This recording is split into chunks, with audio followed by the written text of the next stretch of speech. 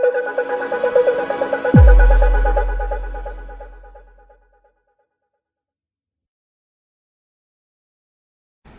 welcome back. Okay, so to wrap up, we've made several changes to the file, and I've fixed a bug or two, and I just want to start kind of at the top and go through what those changes are, but we now have the app in sort of a finished state at this point. So talking down through the app, I've added a new paint for painting the number of points that the user has at any given time. So I've set this up as a new paint, and I made the text size for that paint 112 pixels. So let's keep going, and we have text paint. I need to set some properties on it. So I want to set the color to a cyan color. I want to set the size of the text to whatever we said text size was, which remember is a constant. And then I want to set the text alignment to align to the left. The text size becomes very important not only for the size of the text, but how far we have to offset the paint and the text drawing from the top of the screen as we draw it. Alright, so now as we go down through, let's see, the next thing we changed, or I changed in this, is in on draw in a couple of things. We added a condition here where the ball center is not below the paddle center.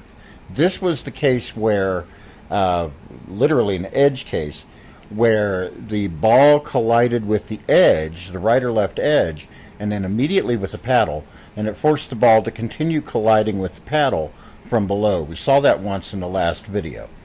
So that is this fourth condition, and y is less than paddle y, meaning the center of the ball is above the center of the paddle. If it's below the center of the paddle, we don't treat it as a collision at all. So we increase the velocity now because we want to make it a little bit harder each time the user successfully brings the paddle in contact with the ball and it collides. We want to make it a little bit more difficult. So we're setting the velocity of x and y. We're just adding 1 to it, which slowly increases the velocity in the same direction it was going. And then we negate y to indicate that we want the ball to travel in the opposite direction. And then, of course, we add a point. Now, on the other hand, if we miss the paddle, we want to reset the position of the ball, yes, but we're going to change the velocity in x. So the velocity's x component needs to be some value, and I kind of played around with different values, and I finally settled on the range of -15 to -8 in the negative direction and 8 to 15 in the positive direction. And this makes a little bit of sense if you consider that y is 15. If x and y are both 15, it'll be a 45-degree angle that the ball is traveling toward the paddle. However, if x is greater than 15, that angle will be shallower and it'll take longer to get down to the paddle. If it takes longer to get down to the paddle, the user has longer to calculate in their mind where the ball is going to hit the paddle. So that would be a little bit too easy. And then, of course, we set points equal to 0. Continuing, of course, we want to draw the text for the points, so we draw it out here after we draw the ball and the paddle. And in my testing, this hasn't really been a performance hit as I expected it might be. So we're just formatting the number of points with and we're using draw text to do this, which takes 4 parameters. It takes the string, it takes the x coordinate for the beginning of the text, and we're aligning left, so x of 0 is correct. And then the y coordinate needs to be text size. In other words, it needs to be down from the top of the screen. And then we use our text paint to do that. Now, how do we calculate that x direction change? We noticed that we said velocity.setX to x direction. Well, x direction is, of course, a method. It returns a float. So you could toy with just getting a random integer using the random class and do nextInt and then fiddle around with those values, but probably it's easiest to set up an array of possible values in that separated range that I talked about.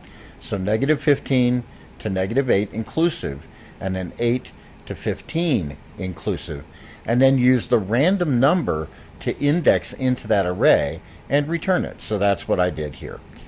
Simplest way for that I can think of, the quickest way to return a value that comes out of more than one range. And of course it would work for any numbers of ranges as long as you were patient enough to set up your array. So now that we have our application in a running state, let's go ahead and run it and test it out. So here we go, and if I can talk and play at the same time, we'll comment as we go. So what I'm trying to do is get the highest score possible, indicated by the points display in the upper left hand corner. And as I play, we can see that, well, we'll see in just a second, that the ball really is increasing in speed or velocity. So let's just go ahead and play a little bit, and hopefully we'll see that very soon if I don't miss. So here we go. We have 7 points. And as we get up around 15 points, we'll start to see the ball speed really increase.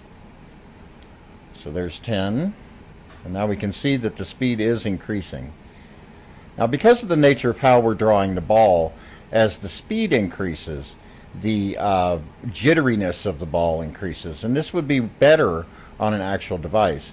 We may want to combine this speed increase with something like making the paddle shorter and not do an entire speed increase every time. Well, there I missed.